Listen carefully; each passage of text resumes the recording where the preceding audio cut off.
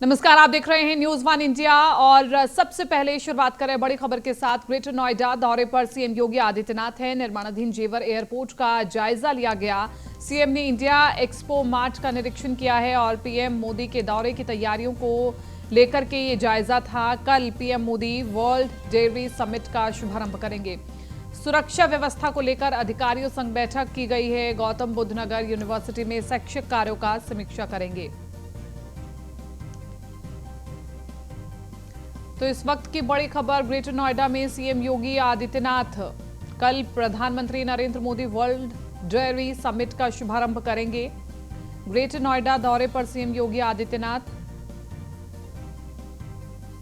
निर्माणाधीन जेवर एयरपोर्ट का उन्होंने जायजा लिया। प्रधानमंत्री नरेंद्र मोदी कल ग्रेटर नोएडा पहुंचकर वर्ल्ड डेयरी समिट में शामिल होंगे। इससे पहले तैयारियों का मुख्यमंत्री योगी आदित्यनाथ ने जायजा लिया। वर्ल्ड डेयरी समिति कार्यक्रम में प्रधानमंत्री के साथ योगी आदित्यनाथ और गृह मंत्री अमित शाह भी शामिल होंगे। कार्यक्रम की तैयारियों को लेकर न्यूज वन इंडिया ने मौके का जायजा लिया। देखिए। एक्सपो मार्ट में डेयरी सौगात का जो कार्यक्रम रखा जाएगा, जिस कार्यक्रम को लेकर प्रधानमंत्री आएंगे, उसको लेकर पहले सीएम योगी ने खुद यहां पर दौरा किया। दौरा करने के बाद हालांकि अधिकारियों का चर्चा की, उनसे जायजा लिया, बाकायदा समीक्षा की। और आप देखिए किस तरीके से यहाँ पर एक्सपो मार्ट के अंदर जिस कार्यक्रम को खुद प्रधानमंत्री अपने हाथों से उद्घाटन करेंगे, किस तरीके से यहाँ पर अलग अलग कंट्रियों के खुद फ्लैग यहाँ पर लगाए गए हैं। बाकायदा इस सुंदरता को दर्शाने के लिए, इस कल्चर को दर्शाने के लिए बाकायदा देखा जा सकता है। साफ तौर पर एक बड़ा डेयरी समिट कार्यक्रम रखा गया है। 48 साल बाद अंतर्राष्ट्रीय एक बड़ा कार्यक्रम रखा गया है, जिसमें तमाम जो यहाँ के पुलिस के अधिकारी थे वो यहाँ पर मौजूद हैं। कहीं ना कहीं ये व्यवस्था को बेहतर बनाने के लिए इस कार्यक्रम को रखा गया। और प्रधानमंत्री का जो कार्यक्रम है वो कल सोमवार में 12 सितंबर को लगभग 10:30 से 11 के बीच में होगा। खुद जो हमारे विश्व के अंदर जो डेयरी व्यापारी हैं, उनको कहीं ना कहीं एक बड़ी सौगात देने का कार्यक्रम किया जाएगा, जिसको लेकर खुद आज मुख्यमंत्री योगी आदित्यनाथ इस कार्यक्रम को देखते हुए समीक्षा जायजा लेते हुए साफ तौर पर दिखे और अधिकारियों को साफ तौर पर किसी प्रकार की कोई लापरवाही ना हो, उससे भी अलर्ट रहने की बात कही। वीडियो जर्नलिस्ट हिमांशु के साथ मैं सत Sharma, news one India, greater Noida.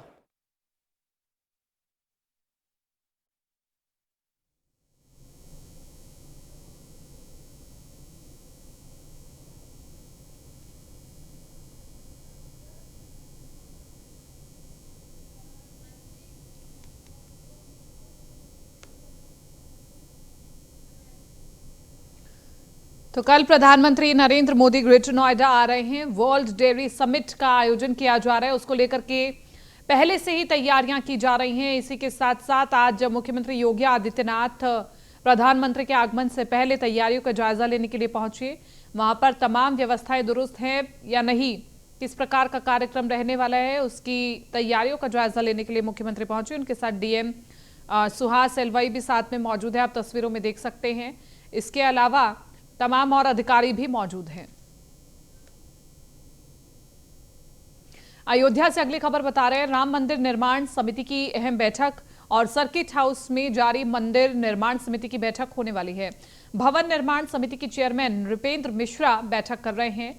Shri Ram Janmabhoomi Teerth क्षेत्र ट्रस्ट के अध्यक्ष मौजूद हैं। गर्भगृह में विराजने के लिए रामलला के स्वरूप पर चर्चा हुई है, तो बहुत महत्वपूर्ण ये चर्चा मानी जा रही है। भवन निर्माण समिति के चेयरमैन नृपेंद्र मिश्रा भी इस बैठक में शामिल रहे। श्री राम जन्मभूमि तीर्थ क्षेत्र ट्रस्ट के अध्यक्ष भी मौजूद रहे। गर्भगृह में विराजने के लिए रामलला के स्वरूप पर चर्चा की गई कि उस दिन कैसा स्वरूप होगा जब रामलला को विराजित किया जाएगा। सर्किट हाउस में जारी है मंदिर निर्माण समिति की बैठक।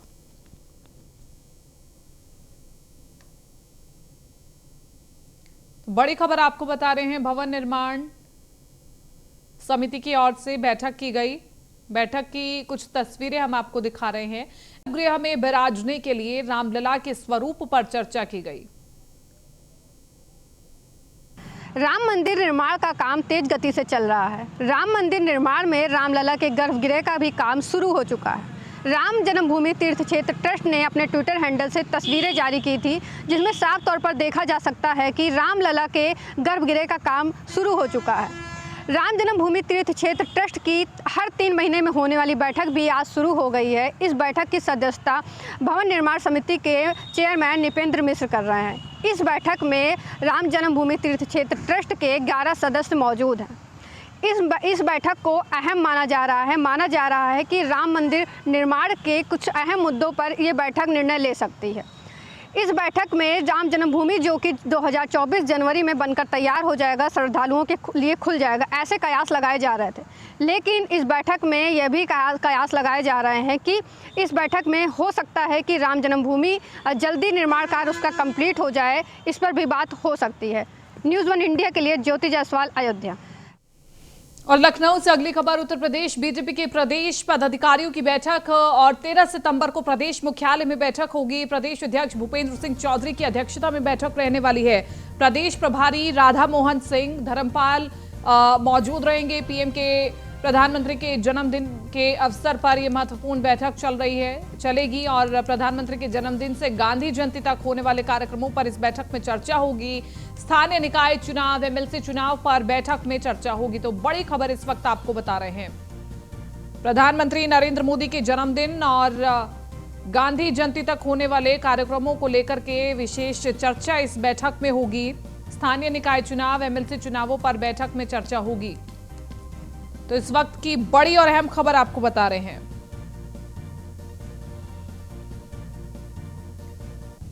तेरह सितंबर को प्रदेश मुख्यालय में बैठक होगी और इसी के साथ साथ प्रदेश अध्यक्ष भूपेंद्र सिंह चौधरी की अध्यक्षता में बैठक होगी। प्रदेश प्रभारी राधा मोहन सिंह धर्मपाल मौजूद रहेंगे। इसी के साथ साथ पीएम के जन्मदिन से गांधी जयंती तक होने वाले कार्यक्रमों पर चर्चा होगी। मनीष मिश्रा ज्यादा जानकारी के साथ संवाददाता हमारे साथ बने हुए फोन लाइन पर। मनीष मिश्रा, यूपी बीजेपी के प्रदेश पदाधिकारियों की बहुत महत्वपूर्ण बैठक मानी जा रही है, जिसमें तमाम अहम मुद्दों पर चर्चा होगी। जी निश्चित तौर से देखिए, अभी तक लगातार जब से नए संगठन महामंत्री बने थे धर्मपाल और भूपेंद्र सिंह चौधरी जो कि नए प्रदेश अध्यक्ष बने थे, उसके बाद लगातार ये लोग दौरे पे थे। चाहे पश्चिम की बात करेंगे, चाहे पूर्वांचल की बात करेंगे, सभी 6 जो क्षेत्र हैं उनकी बैठक में सम्मिलित हुए थे और वहां के पदाधिकारियों से फीडबैक लिया गया था और वहां पे एक तरीके से इंट्रोडक्शन का सेशन था।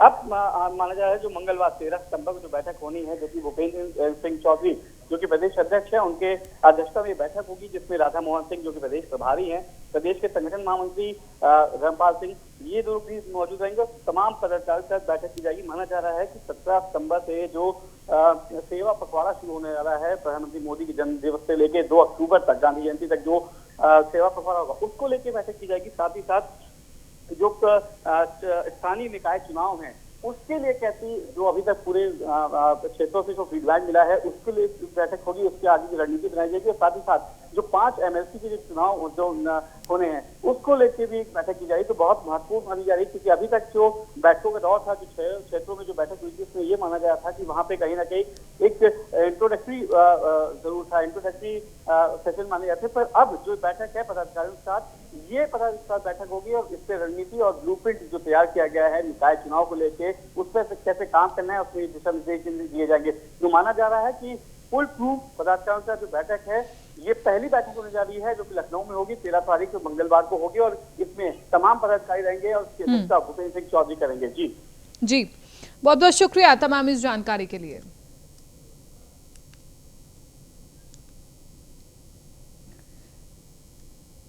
शंकराचार्य स्वामी स्वरूपानंद सरस्वती का निधन हो गया है। एमपी के नरसिंहपुर में अंतिम सांस उन्होंने ली है। 99 साल की उम्र में शंकराचार्य का निधन हो गया। द्वारका पीठ के शंकराचार्य थे स्वामी स्वरूपानंद। इस वक्त की बड़ी खबर हम आपको बता रहे हैं, स्वामी स्वरूपानंद का निधन हो गया है 99 साल की उम्र में और द्वारका पीठ के शंकराचार्य थे स्वामी स्वरूपानंद।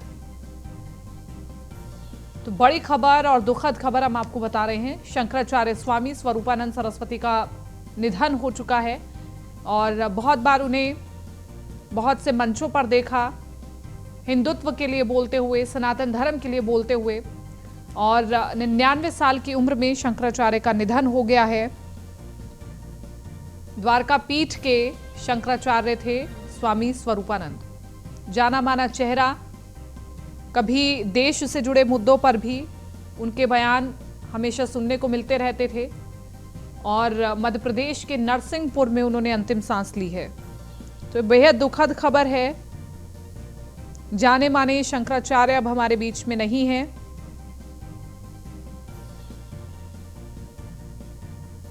तो इस वक्त की बड़ी खबर आपको बता रहे हैं। शंकराचार्य स्वामी स्वरूपानंद सरस्वती का निधन हो गया है और इसी के साथ साथ आपको बताते चले मध्य प्रदेश के नरसिंहपुर में उन्होंने अंतिम सांस ली है।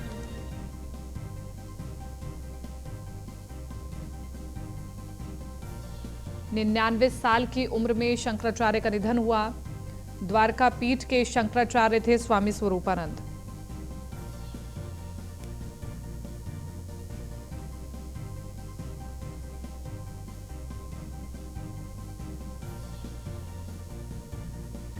मध्य प्रदेश के नरसिंहपुर में उन्होंने अंतिम सांस ली। बहुत ही दुखद खबर ये इस वक्त की, संत समाजों के लिए बहुत दुखद खबर। स्वामी स्वरूपानंद का निधन हो गया है। हालांकि अभी निधन की वजह नहीं पता चल पाई है, लेकिन 99 साल की उम्र में उनका निधन हुआ है। तो शायद उनका स्वास्थ्य खराब चल रहा हो शायद, और मध्य प्रदेश के नरसिंहपुर में उन्होंने अंतिम सांस ली है।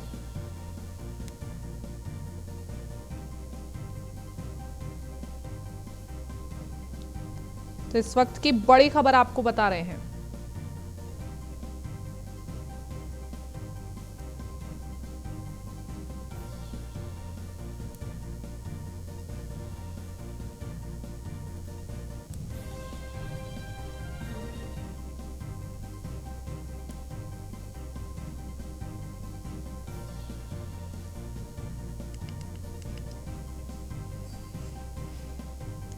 शंकराचार्य स्वामी स्वरूपानंद सरस्वती का निधन हो गया है। मध्य प्रदेश के नरसिंहपुर में उन्होंने अंतिम सांस ली।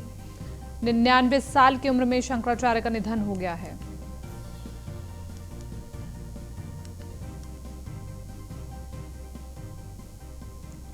प्रकाश जी महाराज हमारे साथ जुड़े हुए हैं। प्रकाश जी महाराज, स्वामी स्वरूपानंद सरस्वती जी के जाने के बाद संत समाज में निश्चित तौर पर ही एक दुख भरा माहौल होगा और हमें भी बहुत ज्यादा दुख है। आप क्या कहना चाहेंगे? कोई विशेष स्मृति आप हमारे साथ साझा करना चाहें? निश्चित रूप से ये पूरे हिंदू समाज के लिए बहुत ही अपूर्णीय क्षति है। जगत गुरु शंकराचार्य स्वरूपानंद सरस्वती जी, ये एक युग का अंत हो गया है, जिन्होंने हिंदू समाज के लिए, इस देश की स्वतंत्रता के लिए और सनातन धर्म के लिए अपना जीवन जिया। हम सबके मार्गदर्शक के रूप में उन्होंने सदैव हिंदू समाज का मार्गदर्शन किया। एक संन्यास परंपरा को एक प्रतिष्ठित किया। ये वास्तव में संत समाज के लिए ही नहीं, पूरे देश के लिए बहुत ही अपूर्णीय क्षति है। मैं उनको भावभीनी श्रद्धांजलि अर्पित करता हूँ। और जगत गुरु शंकराचार्य जी हमेशा इस देश पर जब भी कोई आपदा आई या इस देश पे कोई समस्या आई, उनका मार्गदर्शन समाज के लिए प्रेरणाप्रद रहा। ठीक है प्रकाश जी, शुक्रिया आपका। चक्रपाणी महाराज जी हमारे साथ जुड़े हुए हैं, हिंदू महासभा के अध्यक्ष हैं। चक्रपाणी महाराज जी, बहुत दुखद खबर है कि स्वामी स्वरूपानंद सरस्वती जी हमारे बीच में नहीं रहे हैं और ये बहुत ही दुख की घड़ी है। मैं ये समझती हूँ कि शायद ही इस पर विचार व्यक्त करना बहुत मुश्किल होगा, लेकिन आप अपनी कोई स्मृति अगर आप साझा करना चाहें हमारे साथ स्वामी स्वरूपानंद जी के साथ। देखिए, पूज्य महाराज श्री जो न सिर्फ सनातन धर्म के प्रणेता थे, सनातन धर्म की ध्वजा को भारत समेत पूरे विश्व में पताका लहराने का उनका एक स्वप्न था। उसी के साथ मैं आपको बताना चाहता हूं कि पूज्य स्वरूपानंद जी महाराज एक स्वतंत्रता सेनानी भी थे, जिन्होंने देश की आजादी में उनका बहुत बड़ा योगदान था। और इसके साथ चूंकि राम मंदिर का केस में मैं चूंकि पक्षकार था, तो पूज्य महाराज श्री भी एक पक्षकार के रूप में थे, रमालय ट्रस्ट के रूप में, और वो हर क्षेत्रों में काफी उन्होंने वो किया है। और सनातन धर्म के अगर जो कोई भी सिद्धांतों के खिलाफ कोई कोई भी बोलता था तो उसके खिलाफ हमेशा आवाज उठाने का काम करते। हमें याद है जब यूपीए की सरकार थी उस समय श्री राम सेतु को तोड़ने के लिए सरकार ने जब किया तो यूपीए के खिलाफ रामलीला मैदान पे बहुत बड़ा एक प्रदर्शन किया गया। और उसके बाद अनेक चीजें जो है गौ रक्षा पे, गंगा रक्षा के लिए हम लोगों ने पूज्य महाराज श्री के नेतृत्व में काम किया। और पीछे कुंभ में भी जो दर्शन हुए महाराज श्री का, और उनके सनातन के सिद्धांतों पे हमेशा चलने के लिए प्रेरणा देते थे, लोगों को देते थे। जो भी कोई धर्म के गलत रास्ते पे जाता था, धर्म के रास्ते पे, उसको धर्म के रास्ते पे लाने का प्रयास करते थे। महाराज श्री बड़े उदार थे और इतने 99 वर्ष की आयु में उनका जो ब्रह्म लोक गमन हुआ है, लेकिन उसके बावजूद भी उनके याददाश्त बहुत ही तेज थे। कोई भी चीज, एक एक चीज उनको याद रहता था। तो ये बहुत ही अपने आप में अद्वितीय थे। एक प्रतिभा उनके अंदर जो थी वो अपने आप में परमात्मा की कृपा उन पे थी। आज बहुत ही दुख है और ये सनातन धर्म की तो अपूरणीय क्षति है, इसके साथ ही राष्ट्र की क्षति है। और मैं उनको कोटिसा इस अवसर पे श्रद्धांजलि देता हूँ, क्योंकि अभिमुक्तेश्वरानंद सरस्वती जी महाराज जो उनके कृपा पात्र है, हमारे मित्र हैं, भाई है। मैं भी फोन किया था और मैं जल्दी प्रयास करूंगा मैं भी वहां पे जाने के लिए। जी, बहुत बहुत शुक्रिया चक्रपाणी महाराज जी, आप हमारे साथ जुड़े, आपने अपने विचार साझा किए। और वाकई स्वामी स्वरूपानंद जी को अगर याद किया जाएगा तो उनके संघर्षों के लिए याद किया जाएगा। इसलिए याद किया जाएगा कि सनातन धर्म की जो तमाम संस्कृति हैं, जो महत्वपूर्ण बातें हैं, अच्छी बातें हैं, वो जन जन तक पहुंचाना, न सिर्फ सनातन धर्म के लिए आवाज बुलंद करना, बल्कि देश में जो कुछ भी हो रहा है गलत, उसके प्रति भी लगातार स्वामी स्वरूपानंद जी ने आवाज उठाई है।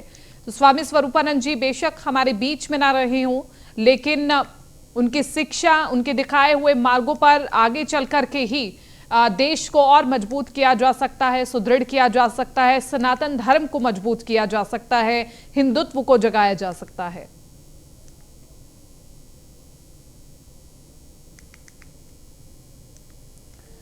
तो हम आपको बता रहे हैं कि स्वामी स्वरूपानंद जी कौन हैं।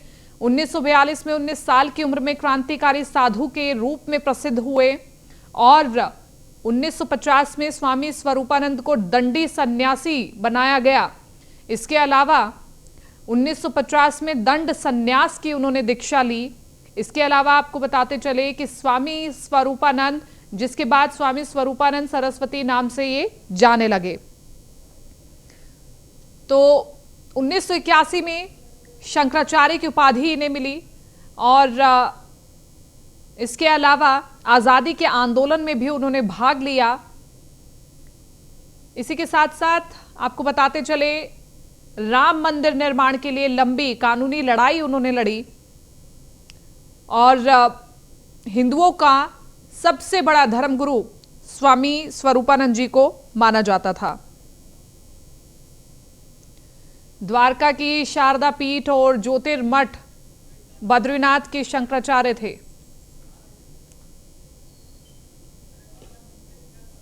मध्य प्रदेश के सिवनी जिले से माता पिता ने इनका नाम पोथीराम उपाध्याय के रूप में रखा था।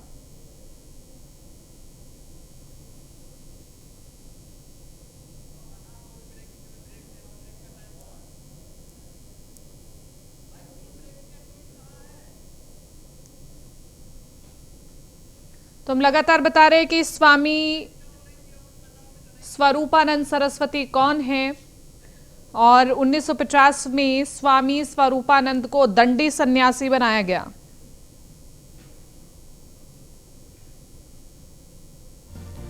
चलिए, बड़ी खबर है ये, द्वारका पीठ शंकराचार्य स्वामी स्वरूपानंद जी का निधन हो गया है। ये एक बहुत बड़ी खबर और दुखद खबर है इस वक्त की, संत समाज के लिए बड़ी दुखद खबर है। और सीएम योगी ने विनम्र श्रद्धांजलि दी है। स्वरूपानंद जी का ब्रह्मलीन होना संत समाज के लिए अपूर्ण क्षति है। लखनऊ से बड़ी खबर है, द्वारका पीठ शंकराचार्य स्वामी स्वरूपानंद जी का निधन हो गया है। इस पर मुख्यमंत्री योगी आदित्यनाथ ने ट्वीट करके अपना दुख व्यक्त किया है। ये हम आपको ट्वीट की तस्वीर दिखा रहे हैं ऑफिशियल ट्विटर हैंडल से। मुख्यमंत्री योगी आदित्यनाथ ने ट्वीट किया, श्री द्वारका शारदा पीठ व ज्योतिर्मठ पीठ के जगत गुरु शंकराचार्य श्रद्धेय स्वामी श्री स्वरूपानंद सरस्वती जी महाराज का ब्रह्मलीन होना संत समाज के लिए अपूर्ण क्षति है।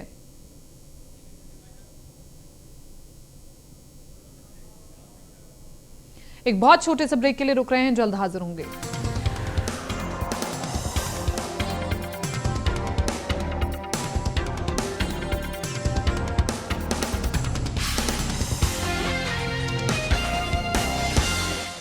दंतकांति सेंसिटिव दांतों व मसूड़ों की मजबूती व सेंसिटिविटी का इंस्टेंट सॉल्यूशन और दंतकांति नेचुरल व दंतकांति एडवांस है पायरिया पीलापन, कैविटी व जम से लड़ने का ब्रह्मास्त्र। ये अंदाज आया है, खुद ही को आजमाया है, तुम में भी शुद्ध प्लस पान मसाला। 30 दुर्लभ जड़ी बूटियों से निर्मित केश कांति एडवांस हेयर ऑयल बालों को झड़ने से बचाए, नए बाल उगाए व असमय सफेद होने से मुक्ति दिलाए। पाव भाजी पाव भाजी को फेवरेट बनाता है MDH पाव भाजी मसाला। टेस्टी पाव भाजी की यही पहचान MDH पाव भाजी मसाला। इसके बिना पाव भाजी कहाँ बनती है। MDH पाव भाजी मसाला, MDH बनाए पाव भाजी लाजवाब। असली मसाले सच सच MDH। माँ के हाथ से बने बिलोने के घी जैसा स्वादिष्ट व सेहतमंद पतंजलि गाय का देसी घी खाइए, अपने परिवार को मिलावट के जहर से बचाइए। हर घर की पहली पसंद KM हींग, जिसकी खुशबू खाने का स्वाद और बढ़ा देती है। तो अब से कोई ऐसा वैसा हींग नहीं, सिर्फ KM हींग ही घर लाएं और खाने को लाजवाब बनाएं।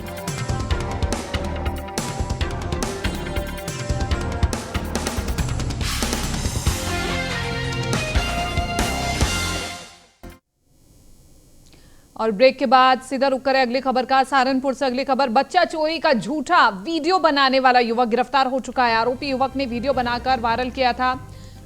पुलिस ने तो बड़ी खबर प्रतापगढ़ से, डंडे से प्रेमी प्रेमिका की पिटाई की गई है।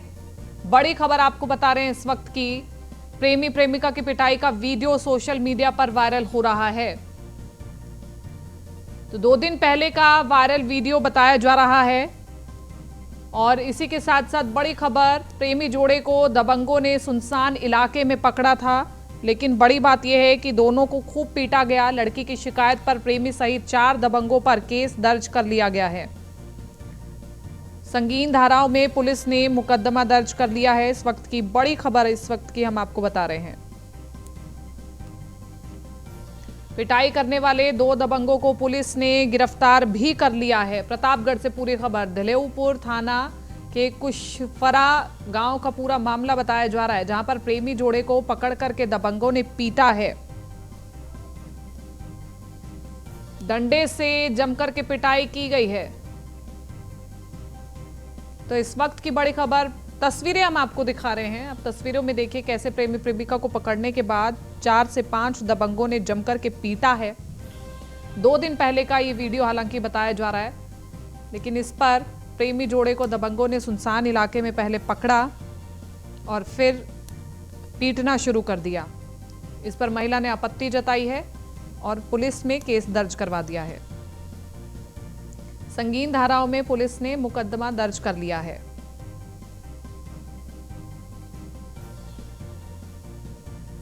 तो इस वक्त की बड़ी खबर, पिटाई करने वाले को पुलिस ने गिरफ्तार कर लिया। देलहूपुर थाना के कुशफरा गांव का पूरा मामला बताया जा रहा है।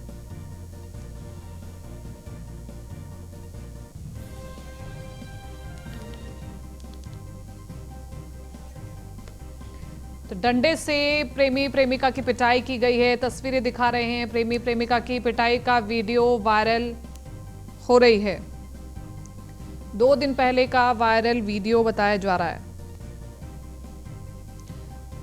मनु सिंह ज्यादा जानकारी के साथ संवाददाता बने हुए फोन लाइन पर। मनु, क्या ये पूरा मामला है और क्या कुछ कार्रवाई पुलिस की ओर से की गई है? हालांकि मैं आपको बता दें कि इस तरह से कुशफरा गांव का है, प्रेमी जोड़े के पकड़ कर पिटाई कर रहे हैं दबंग।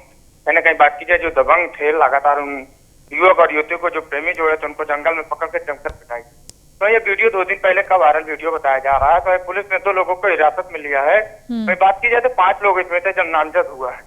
कहीं ना कहीं बात की जाए, प्रेमी जोड़े को जो दबंग थे, काफी इतनी हालत पिटाई कर दी है कि उसकी हालत भी गंभीर हो गई, उसका इलाज भी चल रहा है। वहीं जहाँ लड़की की शिकायत पर जब पुलिस ने प्रेमी समेत 4 दबंगों के विरुद्ध मुकदमा दर्ज किया, संगीन धारा में, जहाँ छेड़खानी, मारपीट, धमकी धारा समेत गंभीर धारा में मुकदमा दर्ज किया। तो पुलिस ने 2 लोगों को भी हिरासत में लिया, जहाँ उसके प्रेमी और उसके सचिन साथी थे, जहाँ पुलिस ने हिरासत ले लिया और दबिश के लिए लगातार जारी है। ठीक है मनु, शुक्रिया तमाम इस जानकारी के लिए। फिलहाल इस बुलेटिन में मेरे साथ इतना ही, दीजिए इजाजत, नमस्कार।